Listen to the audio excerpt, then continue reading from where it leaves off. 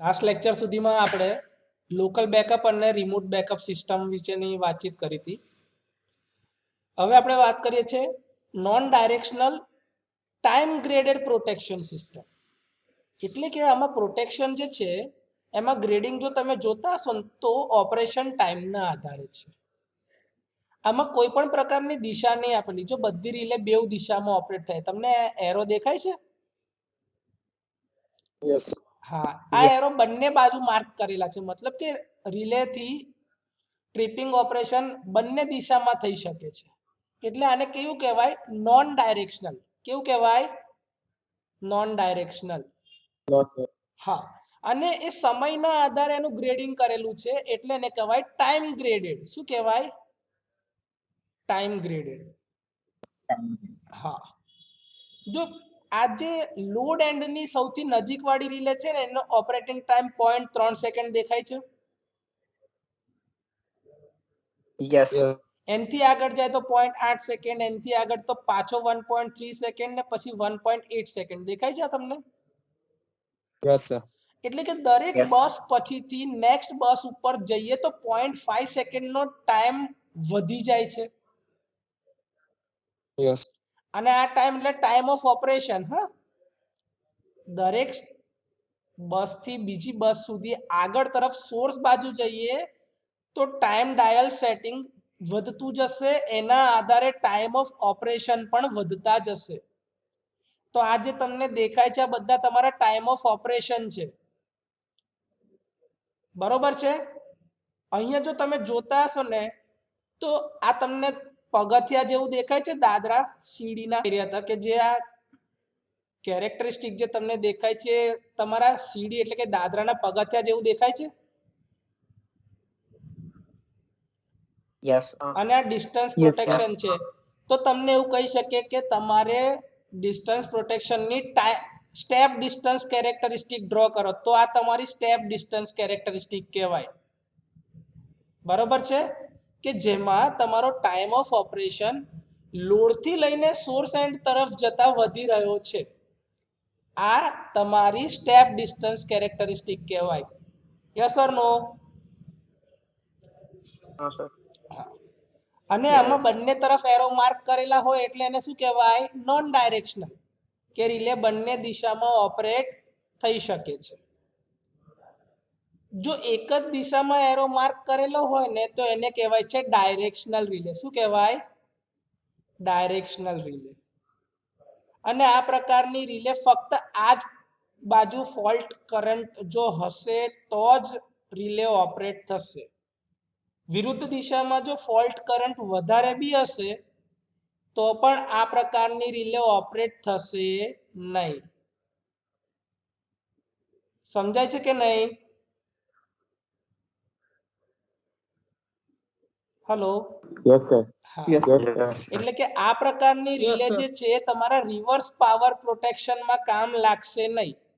કે તમારો power flow જો દિશા બદલાય તો આ પ્રકારની રિલે કોઈ પણ રીતે ઓપરેટ થાય નહીં. ભલે ને કરંટનું મેગ્નિટ્યુડ ગમે તે હોય પણ આ પ્રકારની રિલે ફોલ્ટને સેન્સ કરીને ટ્રિપ સિગ્નલ આપે જ નહીં. કેમ કે એની ડાયરેક્શન ઓફ ઓપરેશન ફિક્સ છે. અવે ટુ ધ બસ હંમેશા કેવી હોય? અવે ટુ ધ બસ. આગળ જે તમને બતાવ્યું છે એની અંદર ડાયરેક્શનલ રિલે જો તમે રેડિયલ ફીડરની અંદર રાખો તો એમાં શું થાય કે એની દિશા હંમેશા કેવી રીતે હોય? તો કે ભાઈ બસથી વિરુદ્ધ તરફ. મતલબ કે સોર્સથી લઈને લોડ તરફ એની ઓપરેશનની દિશા હોય. આ બધાનો આ જે એરો છે ને એ એક જ તરફનો હોય. તો એને કહેવાશે આવો એરો હશે બધી રિલે પર તો એ તમારી ડાયરેક્શનલ રિલે થઈ શકે છે. બરોબર છે? અહીંયા આગળ આપણે જે રિલેના સેટિંગ કરેલા છે એમાં નોન ડાયરેક્શનલ રિલે લીધી છે. પણ બધાની વચ્ચે ડિસ્ક્રિમિનેશન લાવવા કે આ રિલે પહેલી ઓપરેટ થાય કે આ રિલે પહેલી ઓપરેટ થાય એ બેની વચ્ચે ડિફરન્સ તો કરવો ને, ડિસ્ક્રિમિનેટ તો કરવું ને, જુદા તો પાડવા ને બેવને. એટલા માટે તમે ડિસ્ક્રિમિનેશન ઊભું કરવા તમે શું યુઝ કર્યું છે? સમય. કે ભાઈ આ રિલે 0.3 સેકન્ડમાં ઓપરેટ થાય, આ રિલે 0.8 સેકન્ડમાં ઓપરેટ થાય. તો બેવની વચ્ચે 0.5 સેકન્ડનો ડિફરન્સ હશે કે નહીં હોય? Yes. એ જે 0.5 સેકન્ડનો બેની વચ્ચેનો ડિફરન્સ છે ને એને કહેવાય છે minimum coordination time interval. Minimum coordination interval અથવા તો મિનિમમ કોઓર્ડિનેશન ટાઈમ ઇન્ટરવલ. બરોબર છે સર? આ 0.5 Yes. સેકન્ડનો જે Yes. આપણે મિનિમમ કોઓર્ડિનેશન ઇન્ટરવલ રાખ્યો એમાં કયા કયા સમય હોઈ શકે? તો કે એની અંદર મેઇન બ્રેકરને ઓપરેટ થવા માટે જે ટાઈમ ડિલે લાગે, પેલું સિગ્નલને ત્યાં સુધી પહોંચતા એટલે કે એની ટ્રીપ કોઇલ એનર્જાઇઝ થઈને મેઇન બ્રેકરને ઓપરેટ કરવાની વચ્ચે જે સમય લાગશે ને એ ટાઈમ ડિલે મેઇન બ્રેકર માટે. Delay time setting of backup relay, કે ભાઈ બેકઅપ રિલે ને બી શરૂઆત થઈ જાય ને કે જો તમારી પ્રાઇમરી ઓપરેટ ના થાય તો એના માટેનો ટાઈમ. બ્રેકર ઓપરેટિંગ ટાઈમ અને થોડા સેફટી માર્જિન. આટલી વસ્તુને કન્સિડર કરીને તમારો મિનિમમ કોઓર્ડિનેશન ટાઈમ ઇન્ટરવલ નક્કી કરવામાં આવે છે.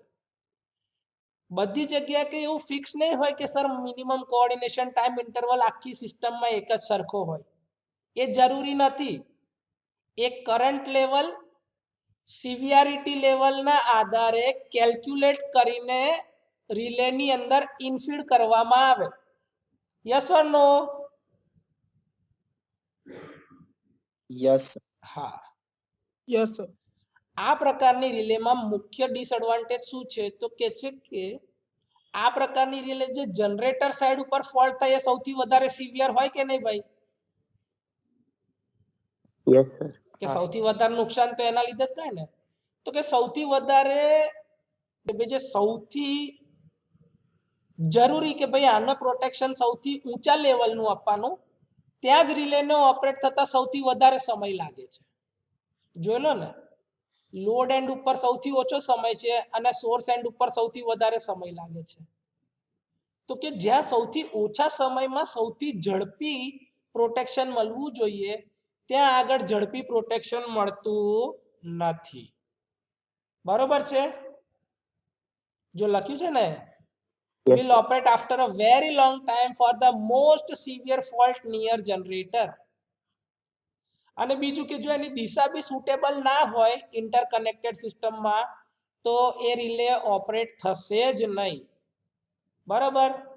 તો એના માટેનું સજેશન શું છે તો કે ભાઈ ટાઈમ ગ્રેડેડ જે સિસ્ટમ છે એમાં ટાઈમના સેટિંગને સિસ્ટમના ટોપોલોજીના આધારે અને સિસ્ટમની કન્ડિશનના આધારે અપડેટ કરવા જરૂરી છે. અહીં સુધી કોઈ ડાઉટ છે?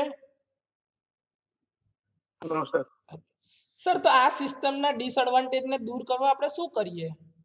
તો કે એક કામ કરીએ ને સર, ટાઈમ ગ્રેડેડની જગ્યા પર આપણે કરંટથી જ ગ્રેડેડ કરી દઈએ, કાં તો નોન ડાયરેક્શનલની જગ્યાએ ડાયરેક્શનલ વાપરીએ તો બની શકે. તો પહેલું સજેશન આપણે જોઈએ તો કે ભાઈ આપણે રિલે હજી બી નોન ડાયરેક્શનલ જ રાખી છે કે જે બંને દિશામાં ઓપરેટ થશે, પણ જે ટાઈમનું ગ્રેડિંગ હતું એની જગ્યાએ હવે કોનું ગ્રેડિંગ કરી દીધું? કરંટના આધારે. Correct grade. જો આ રિલેની સેટિંગ તમે કેટલી રાખી છે તો કે ભાઈ 8 એમ્પિયર કરતા વધારે જો જાય તો આ રિલે ઓપરેટ થઈ જાય, 10 એમ્પિયર કરતા વધારે જાય તો આ રિલે, અને 12.5 એમ્પિયર હોય તો આ રિલે. તમને અહીંયા કોઈ બી જગ્યાએ સમયના સેટિંગ દેખાય છે ખરા?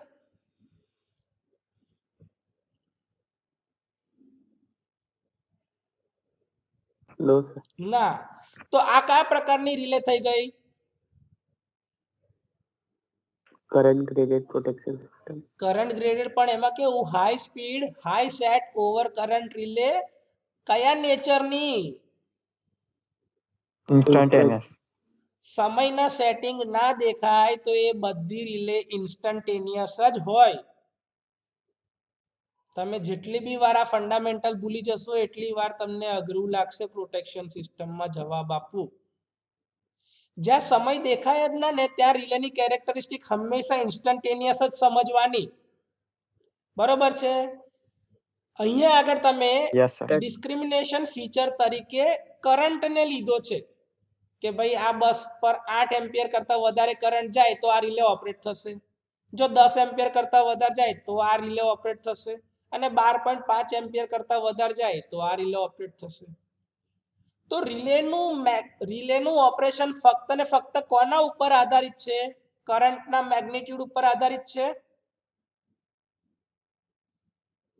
Yes, sir. હા સર. એટલે કે કરંટનું મૂલ્ય જો આ સેટ વેલ્યુ કરતા વધારે હશે તો રિલે ઓપરેટ થઈ જશે. Yes, sir. Yes, very good. આ પ્રકારની રિલેની ઇન્સ્ટન્ટેનિયસ કેરેક્ટરિસ્ટિક જો મેં આ દોરેલી છે, દેખાય છે? આ ટાઈમ કેરેક્ટરિસ્ટિક ઇન્સ્ટન્ટેનિયસ નેચરની. એમાં કેવું થાય ખબર છે કે ભાઈ 8 અને 10 ની વચ્ચે ડિસ્ક્રિમિનેટ કરવામાં કેવું થાય? ધારો કે ફોલ્ટ અહીંયા આગળ થયો છે કાં તો અહીંયા આગળ નજીકમાં જ થયો છે. આ મારું કર્સર દેખાય છે દરેકને આ બસ સી ની નજીક? હા Yes, સર. તો Yes. ધારો કે ફોલ્ટ અહીંયા થાય કાં તો અહીંયા થાય તો એ બંને રિલેને રીચમાં આવી જશે કેમ કે નોન ડાયરેક્શનલ છે. તો ફોલ્ટ ધારો કે અહીંયા આગળ થયો હોય તો આ રિલે બી ઓપરેટ થઈ જાય અને આ રિલે બી ઓપરેટ થઈ જાય. તો રિલે ડિસ્ક્રિમિનેટ એટલે કે ડિફરન્સ નહીં પાડી શકતી કે ભાઈ મારા ઝોનમાં ફોલ્ટ છે કે મારા ઝોનની બહાર ફોલ્ટ છે. કેમ કે રિલેની કેરેક્ટરિસ્ટિક કેવી છે? ઇન્સ્ટન્ટેનિયસ. yes, sir. હા, તો રિલે એ બે વચ્ચે તફાવત જ નહીં કરી શકે ને તરત જ ટ્રિપ સિગ્નલ આપશે. તો એના લીધે બની શકે કે રિલે જે છે એ ઇન ઝોન ફોલ્ટ છે કે આઉટ ઓફ ઝોન ફોલ્ટ છે એ ડિસ્ક્રિમિનેટ જ નહીં કરી શકે. એને તફાવત જ નહીં ખબર પડે, એ ડિફરન્સ જ નહીં કરી શકે કે સર ફોલ્ટ આ ઝોનમાં છે, આ ઝોનમાં છે કે આ ઝોનમાં છે. સર ઝોન કરતા એક કામ કરો, જો ભાઈ એ થી બી વાળા સેક્શનમાં ફોલ્ટ છે, બી થી સી વાળા સેક્શનમાં ફોલ્ટ છે કે સી થી ડી વાળા સેક્શનમાં ફોલ્ટ છે, એ ડિસ્ક્રિમિનેટ કરવાની રિલે પાસે કોઈ બીજી પ્રોપર્ટી છે જ નહીં, ખાલી ને ખાલી કરંટનું મેગ્નિટ્યુડ જ છે. તમે એવું કહી શકો ખરા કે ભાઈ 8 એમ્પિયર કરતા વધારનો કરંટ એટલે 10 એમ્પિયર 8 કરતા વધારે કહેવાય કે ના કહેવાય? હા સર. તો ધારો કે 10 એમ્પિયરનો ફોલ્ટ અહીંયા આગળ થશે તો બી આ રિલે ઓપરેટ થશે, તો આ રિલે ઓપરેટ નહીં થઈ જાય 10 એમ્પિયર કરતા વધારના ફોલ્ટ માટે?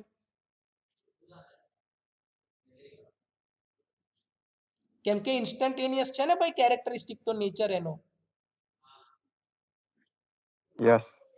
સવાલ જ નહીં ને યાર.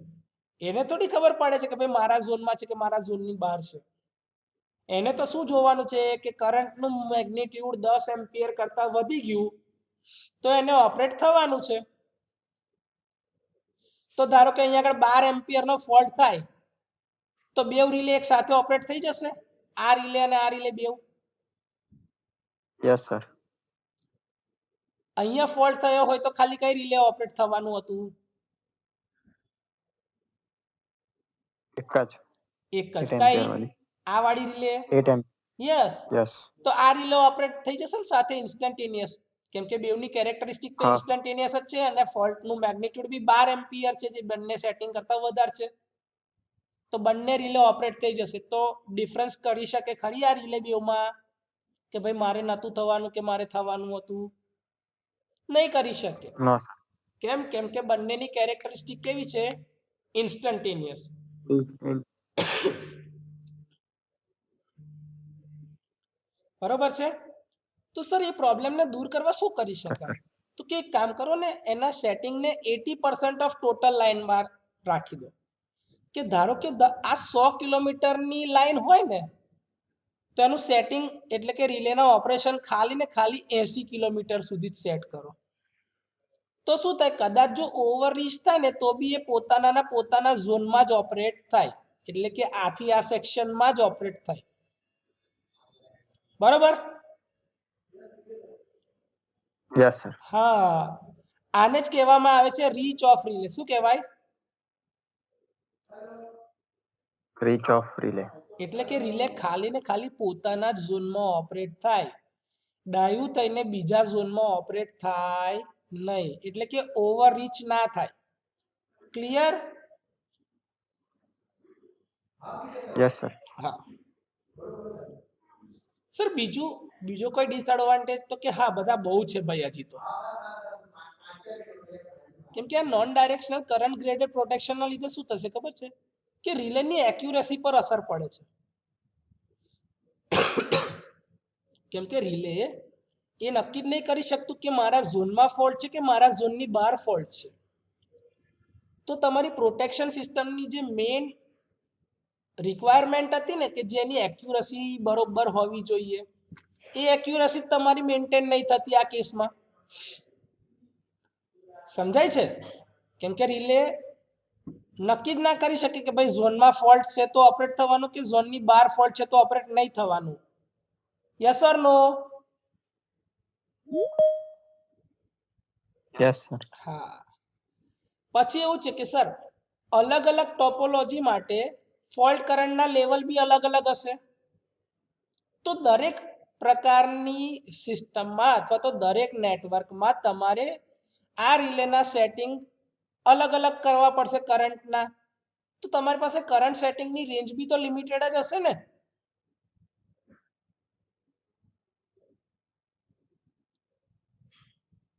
યસ. પછી સર એવું થાય કે ભાઈ એક રિલે ને બીજી રિલેનું કોઓર્ડિનેશન કેવી રીતે કરશો? રિમોટ બેકઅપ આપવા માટે રિમોટ બેકઅપ આપી શકાશે ખરું પછી આ રીતે?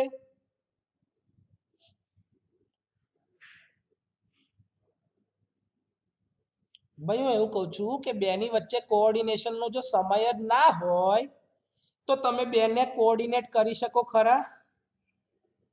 નો સર, નહીં કરી. તો પછી તો આવી પ્રકારની રિલેને તમે કોઓર્ડિનેટ કરી શકો ખરા એકબીજા સાથે? ના No. કરી શકાય. એ બંનેના ઇન્ટરકનેક્શન કરી શકાય ખરા? કે ભાઈ આ રિલે આના માટે ઓપરેટ થશે કાં તો આ રિલે આના બેકઅપમાં ઓપરેટ થશે? ના થઈ શકે. નો સર. કેમ કે બધી ઇન્સ્ટન્ટેનિયસ છે, તરત જ ઓપરેશન બધાનું. બરાબર છે? હવે કેવું થશે ખબર છે યસ સર.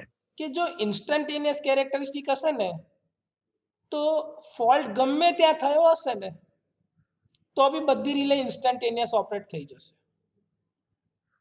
તો એ એવું બી ચેક નહીં કરે કે ટેમ્પરરી ઓવરલોડ છે કે પરમનન્ટ ફોલ્ટ છે. એ બેમાં ડિસ્ક્રિમિનેટ જ નહીં કરી શકે. તો તમે કેમ કે અમુક વાર ખબર આપણા સિસ્ટમમાં તમને ખબર હોય કે ભાઈ મોટર જે છે એ એના ફૂલ લોડ કેપેસિટી કરતાં 2% વધારે ઓવરલોડ પર હમણાં ચાલી રહી છે. પણ ભલે એ ચાલી રહી છે તો નોર્મલ સિસ્ટમ એને ચાલવા દે. પણ જો ઇન્સ્ટન્ટેનિયસ ઓપરેશન જ હોય તો રિલે તો કરંટ જ સેન્સ કરશે કે ભાઈ 8 એમ્પિયર કરતાં વધારે એટલે કે 8.1 એમ્પિયર બી જો લે તો રિલે ઓપરેટ થઈ જાય.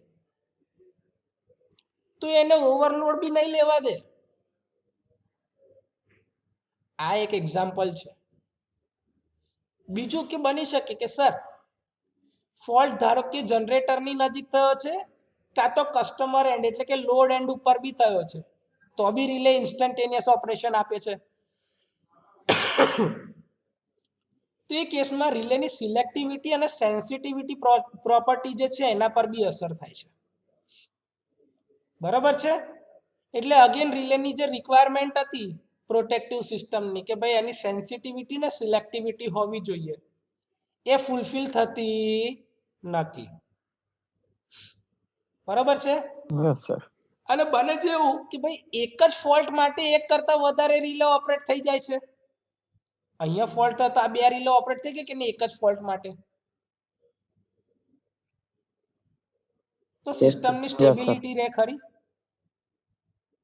નો. ના કહેવાય. એક્ઝેક્ટલી. હવે આવા ફાલતુ એટલે કે ન્યુસન્સ સ્ટ્રીપિંગ આપ્યા કરે, માલ ફંક્શનિંગ કર્યા કરે તો એના લીધે શું થાય કે ભાઈ લાઇટો બધે જતી રહે. લાઇટો જતી રહે એટલે ઇલેક્ટ્રિસિટી બોર્ડને તો નુકસાન જ ને. કેમ કે તમારી MGVCL કાં તો DGVCL કંપની કાં તો PGVCL ટોરેન્ટ છે આ બધા તો શું કરે છે ટ્રાન્સમિશન સિસ્ટમની પાસેથી ઇલેક્ટ્રિસિટી ખરીદી જ લે છે.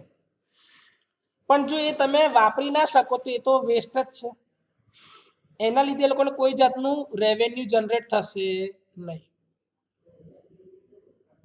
અમુક લોકો પાછા ડાયરેક્ટ કનેક્શન બી જે કરે છે ને એ બી લોસ ઓફ રેવન્યુનો જ એક ટર્મ છે પણ એ અલગ વસ્તુ છે, એને હમણાં આપણે ધ્યાન પર નહીં લઈએ. તો આ ડિસએડવાન્ટેજીસ છે જો તમે non directional current graded protection system વાપરતા હોય તો. સર તો શું કરાય? એક કામ કરો, ડાયરેક્શનલ ફીચર લો અને એમાં ટાઈમ ગ્રેડિંગ બી નાખો કરંટની સાથે. તો સિસ્ટમની રિલાયબિલિટીને ઇમ્પ્રૂવ કરવા માટે તમે શું કર્યું તો કે ભાઈ ડાયરેક્શનલ ફીચર બી લીધું અને કરંટની સાથે સાથે ટાઈમ ગ્રેડિંગ બી યુઝ કરી લઈએ. તો સર સૌથી પહેલા જોઈએ કે ટાઈમ ગ્રેડેડ પ્રોટેક્શન લઈએ ડાયરેક્શનલ ફીચરમાં. તો કે ભાઈ પાવર જે છે ને એ લોડ એન્ડ સુધી પહોંચાડવા એટલે કે સોર્સથી લઈને લોડ સુધી જઈ જ શકે દરેક કેસમાં. એના માટે શું કરે છે તો કે ભાઈ પેરેલલ ફીડર જવા દે છે. તમે ટ્રાન્સમિશન લાઇનના ટાવર જોયા હશે પેલા મોટા 220 kV ના 132 kV ના, તો એમાં છે ને બંને ક્રોસ આર્મની ઉપર 3 લાઈનો નાખતા હોય છે. જોઈ છે ખરી ભાઈ આ? Yes, sir. Yes. Yes or no? Yes, sir. Yes, sir. Yes. તો આને ડબલ લાઇન સિસ્ટમ કહેવાય, જેને પેરેલલ ફીડર સિસ્ટમ અરેન્જમેન્ટ કહેવાય. શું કહેવાય? Parallel feeder. Parallel feeder. Parallel feeder. કે ધારો કે આ લાઈનમાં ફોલ્ટ થયો હોય તો આ તો હેલ્ધી લાઈન છે કે નહીં? તો Yes, અહીંથી તો લોડ સુધી જાય કે નહીં કરંટ કન્ટિન્યુઅસલી? હા, એટલી અમાઉન્ટ ના જાય. ચલો સમજો કે ભાઈ પહેલા 200 એમ્પિયર ધારો કે બેવના લીધે જતા હતા, પણ ધારો કે 100 એમ્પિયર આના નહીં જતા, તો અહીંથી 100 એમ્પિયર તો જાય જ ને. Yes. જે પહેલા હાવ 200 એમ્પિયર ઝીરો થઈ જવાના હતા એની જગ્યાએ 200 એમ્પિયરના 100 એમ્પિયર તો જયા જ કરે છે. તો એટલું નુકસાન તો આપણે ઓછું કર્યું કે નહીં?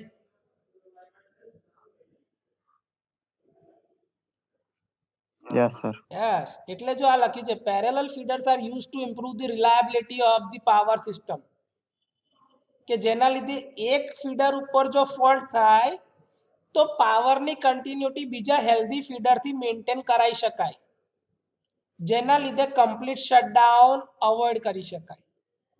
બરોબર છે? અત્યારે આપણે ખાલી ને ખાલી non directional over current relay લીધી છે. જો બંને બાજુના એરો દેખાય છે તમને? આ બંને બાજુના એરો દેખાય છે sir. બેટા તમને આમાં? એટલે કે આમાં કોઈ ડાયરેક્શનલ આપણે ફીચર કન્સિડર કર્યું નથી. તો ધારો કે હવે અહીંયા આગળ આ એફ લોકેશન ઉપર ફોલ્ટ થયો, તો ફોલ્ટ કરંટ એક તો આ જનરેટરથી અહીંથી લઈને અહીંયા ફોલ્ટ સુધી બી જતો હશે. જાય ને ભાઈ? અહીંયા આગળથી જો Yes. જનરેટરથી Yes, આ sir. બસ પરથી અહીંયા આગળથી આ રિલેમાં થઈને આ ફોલ્ટમાં કરંટ એક જતો હશે, અને બીજો કરંટ ક્યાંથી જતો Yes. હશે? તો કે જનરેટરથી બસમાં થઈને આ ઉપરવાળા હેલ્ધી ફીડરમાં થઈને પાછો અહીંયા આગળથી આ ફોલ્ટ બાજુ. તો તમને એક પ્રશ્ન થશે ને, સર આ તો આ બાજુ જ જાય ને કરંટ, પણ હવે વિચાર કરો કે લાઇન ટુ ગ્રાઉન્ડ ટાઈપનો ફોલ્ટ થયો છે, તો અહીંનો ઇમ્પિડન્સ ઓછો થઈ જાય, અવરોધ ઓછો થઈ જાય ને ભાઈ, શોર્ટ સર્કિટ થયું હોય તઈ તો. Yes, Yes, sir. sir. હવે શોર્ટ સર્કિટ થાય એટલે કે અવરોધ ઓછો થાય તો કરંટ હંમેશા ઓછા અવરોધ તરફ જવાની કોશિશ કરે કે નહીં? Yes, sir. એટલે કરંટ આ બાજુના નેટવર્કમાં જવા કરતા ફોલ્ટ બાજુના નેટવર્કને ફીડ કરવાનું ચાલુ કરે. તો આ નોન Yes. ડાયરેક્શનલ રિલેના લીધે શું થશે ખબર છે? કે આ એક જ જગ્યાના ફોલ્ટ માટે આ અને આ ચારે ચાર રિલે ઓપરેટ થઈ જશે.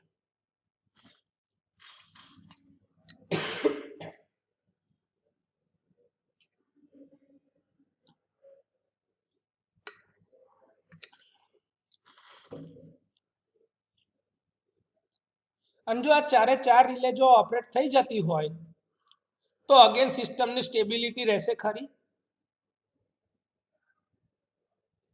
No, sir. ના સર નહીં. સિલેક્ટિવિટી મેન્ટેન રહે ખરી? No, sir. ના, કેમ કે આ હેલ્ધી ફીડરને તો ચાલુ રહેવાનું હતું, એને થોડી ટ્રીપ થવાનું હતું. અને Yes. થશે બી કેવું ખબર છે? કે આ રિલે 1 સેકન્ડ પછી ઓપરેટ થશે, 1 સેકન્ડ પછી પણ આ જો 0.5 સેકન્ડ, તો આ રિલે ને આ રિલે સૌથી પહેલા ઓપરેટ થશે, પછી આ રિલે ને આ રિલે ઓપરેટ થશે. તો જે પાવરની કન્ટિન્યુટી ઉપરના ફીડરથી મેન્ટેન થવી જોઈએ એ મેન્ટેન થશે નહીં. Yes or no? Yes, sir. Sir તો આ પ્રોબ્લેમને દૂર કરવો પડશે કે નહીં કરવો પડે? જો એ જ વાતો લખી છે જો મેં અહીંયા આગળ કે ભાઈ એફ લોકેશન પર ફોલ્ટ થાય તો એના બે પાથ બનશે, એક તો સી અને એફ થી અને બીજું એ બી ડી અને એફ. જો દેખાય છે આ ચાર, એટલે એક રૂટ અહીંયાથી અને બીજો એક રૂટ અહીંયા આગળથી થશે. હવે આની અંદર બધી નોન ડાયરેક્શનલ રિલે છે, એ કોઈ ટાઈમ ગ્રેડિંગ આપેલો છે, એ જે 0.5 સેકન્ડ 0.5 સેકન્ડ અને આ 1 સેકન્ડ ને 1 સેકન્ડનું છે. એટલે એ અને સી કરતા સૌથી પહેલા રિલે ઓપરેટ થશે બી અને ડી, બરોબર છે, અને પછી રિલે સી ઓપરેટ થશે. તો આ કેસમાં ફોલ્ટ ખાલી ને ખાલી નીચેની લાઈનમાં હતો, તે છતાં બી આ હેલ્ધી રિલે ઓપરેટ થઈ ગઈ, તો આ ફીડર ખાલી ખાલી જ આઉટ થઈ ગયો, જેના લીધે આપણાને લોસ ઓફ રેવન્યુ બેર કરવું પડે. એટલે કે જેના લીધે આપણાને જે પૈસાનું નુકસાન સહન કરવું પડે. ઇલેક્ટ્રિસિટી ના વાપરી શકાય આપણાથી, જે સપ્લાયની કન્ટિન્યુટી મેન્ટેન રહેવી જોઈએ એ મેન્ટેન રહેશે નહીં. Yes or no?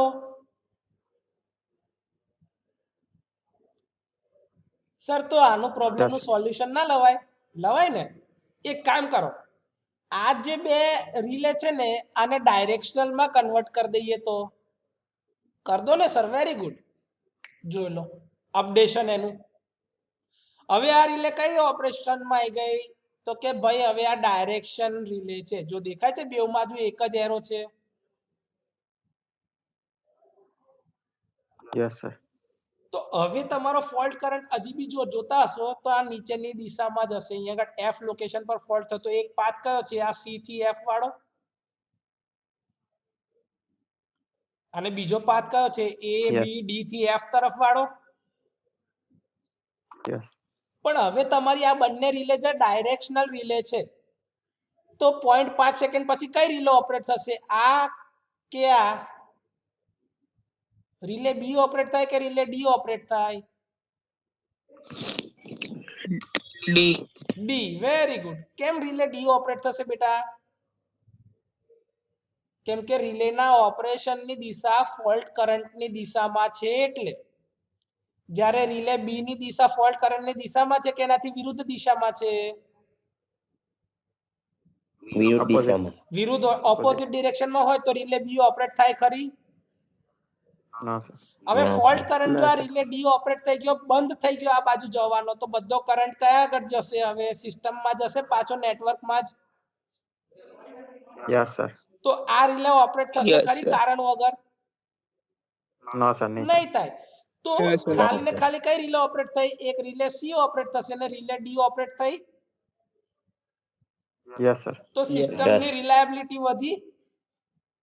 Yes. Directional feature આપવાથી સિસ્ટમની રિલાયબિલિટીમાં વધારો થયો કે ના થયો પેરેલલ ફીડર સિસ્ટમમાં? Yes, sir. sir. યસ.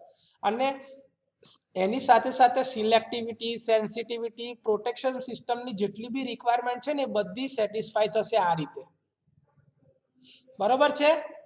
એટલે કે કારણ વગર કોઈ બી રિલે ફોલ્સ ટ્રિપિંગ થાય નહીં. એટલે કે સિસ્ટમ તમારી સ્ટેબલ રહેશે. Yes or no? Yes, sir. Yes. બરોબર છે. જે વાત આપણે કરીને એની એ જ વાત છે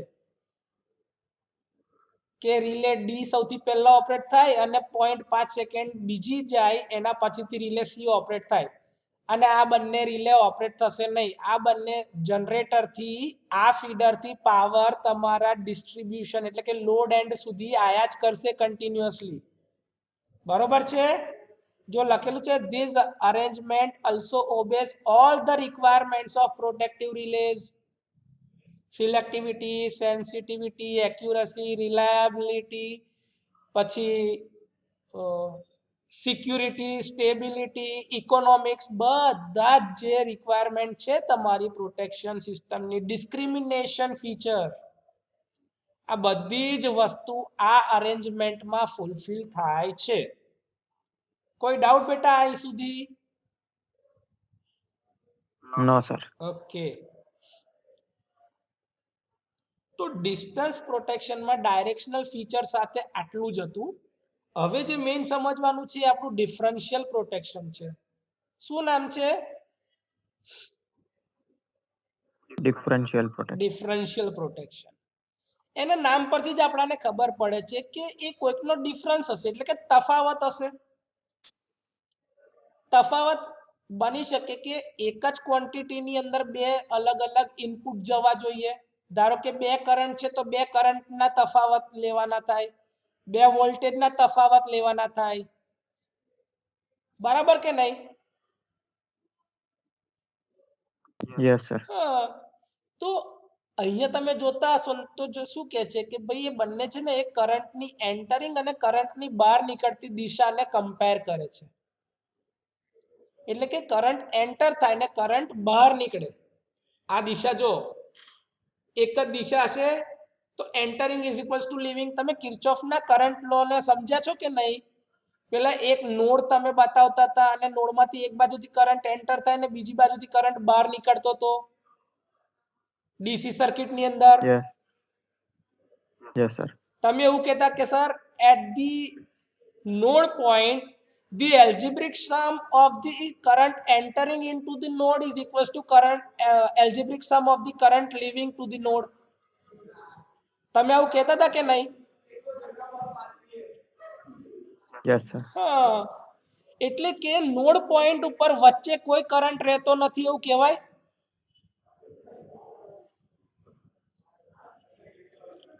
યસ. હું એવું કહું છું. Yes, sir. હા, કે ધારો કે તમે 5 જણ લેબની અંદર એન્ટર થયા અને લેબનું સેશન પૂરું કરીને 5 જણ બહાર જતા રહ્યા લેબના ટાઈમ પછીથી, તો મારાથી એવું કહી શકાય કે લેબની અંદર અત્યારે કોઈ છોકરો નથી. Yes. Yes, sir. Yes or no? Yes. બસ આ એવું જ છે કે કરંટ જેટલો એન્ટર થયો ને એટલો જ કરંટ બહાર નીકળી ગયો. મતલબ કે અત્યારે કોઈ કરંટ અંદર છે નહીં.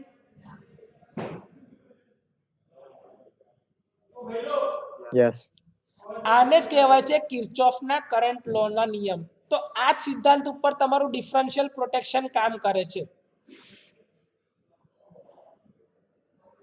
આ ડિફરન્શિયલ પ્રોટેક્શન એ તમારો યુનિટ પ્રોટેક્શન ટાઈપ પ્રોટેક્શન છે.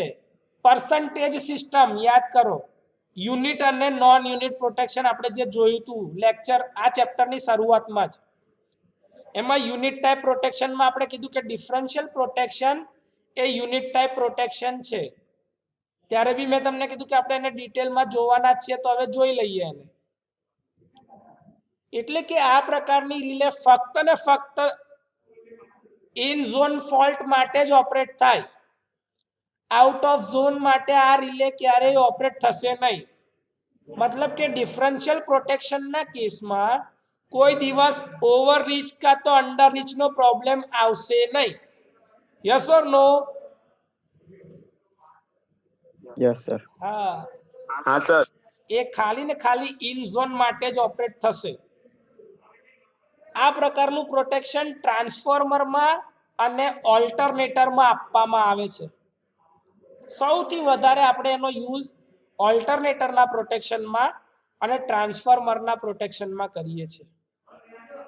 જ્યારે તમે પેલું એપરેટસ પ્રોટેક્શન જોશો ને બેટા, ભણવાનું આવશે તમારે જે ચેપ્ટરમાં, ત્યારે તમને આ વસ્તુ શીખવાડવામાં આવશે. Differential protection. Clear? Yes sir. આ ડિફરન્શિયલ પ્રોટેક્શનને બે અલગ અલગ કેટેગરીમાં કરીએ કે કરંટના આધારે બી બેલેન્સ લઈ શકાય અથવા તો વોલ્ટેજના બેલેન્સના આધારે બી લઈ શકાય differential protection. Yes or no? Yes sir. Yes. તો સૌથી પહેલા આપણે સર્ક્યુલેટિંગ કરંટના બેલેન્સના આધારે જે ડિફરન્શિયલ પ્રોટેક્શન અપાય છે એની વાત કરી લઈએ. Balance circulating current protection. તો એમાં શું હોય છે? જો આ દેખાય છે તમને આ ફિગર, આ ઉપરથી આ ટ્રાન્સમિશન લાઈન તમારી જઈ રહી છે અત્યારે, દેખાય છે? Yes, sir. એની છેડા ઉપર એક બાજુ મેં એક રિલે લગાડી છે, બીજી બાજુ અમારી બીજી એક કોઇલ લગાડેલી છે. સોરી, સીટી છે. આ એક સીટી આ રહી અને બીજી એક સીટી આ રહી. દેખાય છે બે સીટી તમારી? Yes, sir. કરંટ જો પ્રાઇમરીમાં આ ડિરેક્શનમાં જતા હોય તો સેકન્ડરીમાં એના કરતા એક્ઝેક્ટ 180 ડિગ્રી ઊંધી હોય દિશા કરંટની પોલારિટીના આધારે. Yes, sir. તો સેકન્ડરીનો એરો પ્રાઇમરી કરતા એક્ઝેક્ટ ઊંધો છે. જુઓ ને, આ એરો ઉપર તરફ માર્ક Yes, sir. છે, Yes. Yes. તો આ એરો નીચે તરફ માર્ક કરેલો છે મેં. હા સર. ઓકે. Yes. તો આ કરંટ જે છે એ આ ડાયરેક્શનમાં થઈને રિલેમાં અહીંયાથી આમ નીચે ઉતરશે.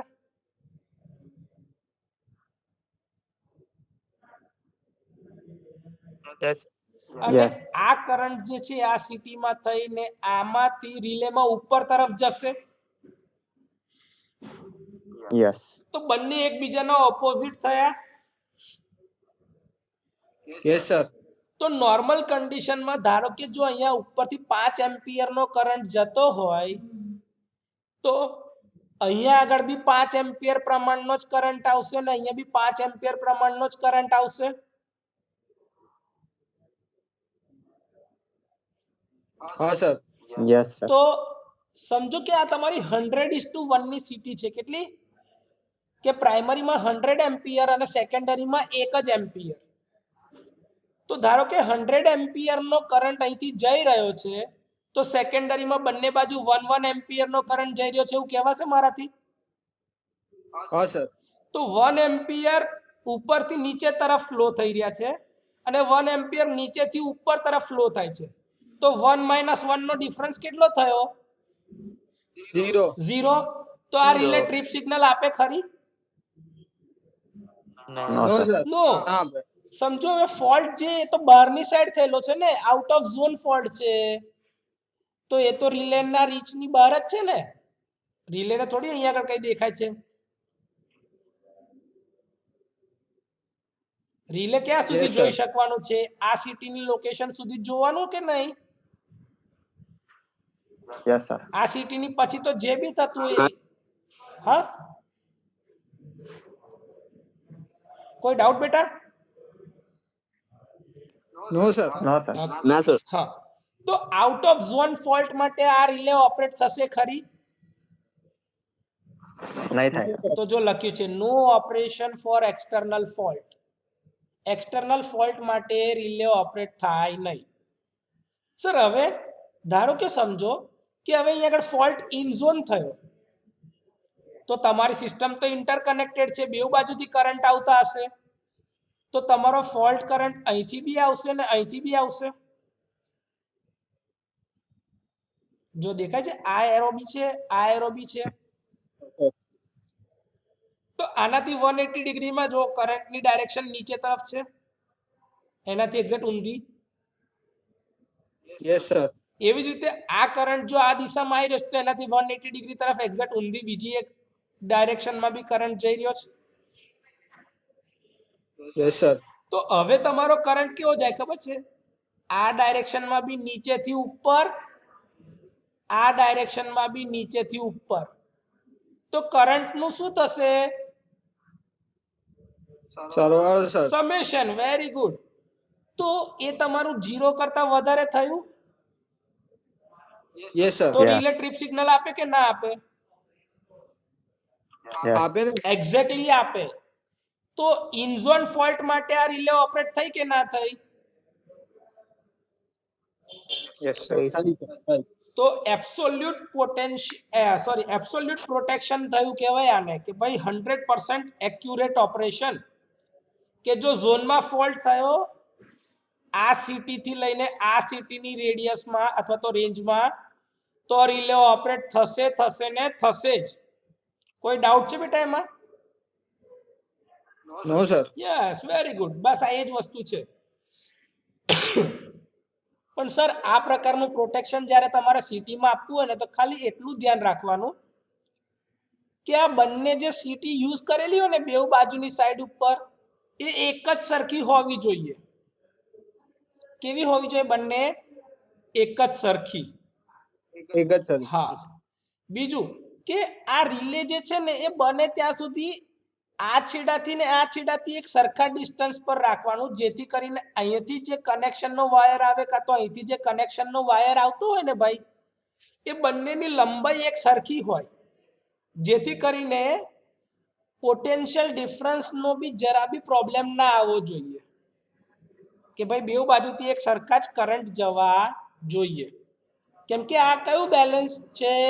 Circulating current balance.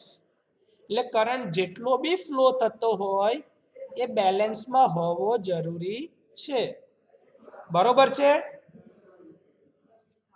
Yes sir. Yes. Burden બંને બાજુ એક સરખું જ રાખવાનું, જેથી કરીને રિલેની અંદર કોઈ પણ પ્રકારના માલ ફંક્શનિંગ આગળ જતા થાય નહીં. બરોબર છે? આ પ્રકારની relay out of zone fault માટે જરા બી ઓપરેટ નહીં થાય અને ઇન ઝોન ફોલ્ટ માટે 100% ઓપરેશન આપશે. ક્લિયર? Yes sir. કોઈ ડાઉટ અહીં સુધી? નો સર. ઓકે, બસ એ જ વાત છે. જો આગળ આજે આપણે વાત કરીને જો કીધું the current transformers are assumed identical and are assumed to share the burden equally between the two ends. જે હમણાં વાત કરીએ છે અંદર હા સર. બની શકે ભાઈ જો આ જે કરંટ ટ્રાન્સફોર્મર એક જ બેચમાં બી બને ને તો બી બની શકે કે ભાઈ એ એક્ઝેક્ટ આઇડેન્ટિકલ ના હોય, થોડી ઘણી પ્લસ માઇનસની એરર રહી જતી હોય, પણ એ બહુ માઇનર હોય, જેમાં તમે સિટીના બે છેડાની લોકેશનને અલગ અલગ રીતે થોડીક આમ તેમ મોડિફાઈ કરીને એના બર્ડનને બધાને સેટ કરી શકો છો. બરોબર છે? સર આ પ્રોબ્લેમ તો બી દૂર કરવો હોય તો તમે એક કામ કરો ને, રિલેની કોઇલની સાથે સિરીઝમાં એક રેઝિસ્ટર લગાડી દો. બરોબર છે? જો આવું કોઈ જગ્યાએ તમને અનબેલેન્સ દેખાતું હોય તો એક બાજુની સાઈડ ઉપર નાનો એક અવરોધ લગાડી દો, જેના લીધે આ શું થઈ જાય, સિસ્ટમમાં બેલેન્સ બરોબર થઈ જાય અને બંને બાજુ બર્ડન ઇક્વલ લાગે. આ રેઝિસ્ટન્સનું નામ શું છે? Stabilising resistance. શું કહેવાય?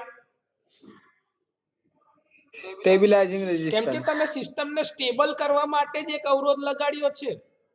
જે આ સિટીની આઇડેન્ટિકલ ના હોય એના લીધે જે એરર રહી જાય ને, ભાઈ હું તમને એવું કહું કે તમે અને તમારો ભાઈ કે તમારી બેન એ તમારા મમ્મી પપ્પાના જ દીકરા છે તો બી તમે બંને એક સરખા હોય ખરા? ના સર. ના હોય. એવી જ રીતે એવું કહું ચલો ભાઈ બંને તો જુડવા છે, બંને ટ્વિન્સ છે, તો બી એક સરખા હોય ખરા બધી રીતે? ના સર. તો બે એક જ કંપનીએ બનાવેલી બે સિટી કોઈ દિવસ 100% એક સરખી હોય ખરી? ના સર. બની શકે સર. જરાક આમ તેમ એવું નહીં કહેતા કે હાવ કે ભાઈ એકની કેરેક્ટરિસ્ટિક જે છે એકદમ જોરદાર હોય ને બીજાની એકદમ ખરાબ હોય, એટલું બધું ખરાબ ના હોય પરફેક્શનમાં. કેમ કે મશીનથી જ આપણે બધું કરવાના છે ડીલ આમાં. પણ એ આઇડેન્ટિકલ એક્ઝેક્ટ તો ના જ હોય. એને સ્ટેબલ કરવા માટે તમે એક રેઝિસ્ટન્સ લગાડ્યો છે જેને કહેવાય છે સ્ટેબિલાઇઝિંગ રેઝિસ્ટન્સ.